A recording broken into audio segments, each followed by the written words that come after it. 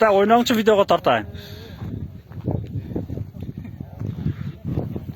Nima, lizingga o'ynaysizmi jonlar?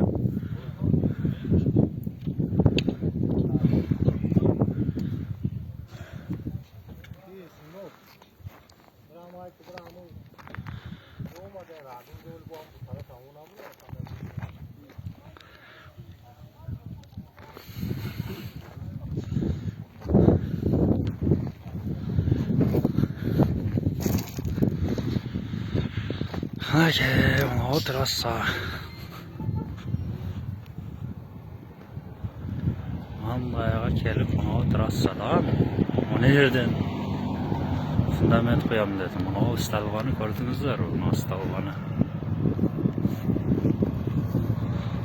O ne çok işlerim etti. Kazı başlagan. O'sha qarab. 4 metr qanchagina qolgan asfalt.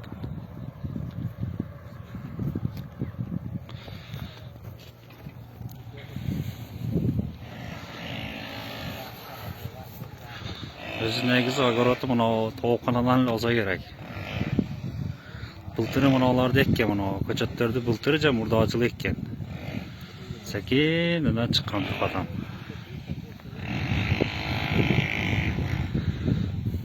Endi o'yta ekanda bilan istalgan o'yaga qo'ydik.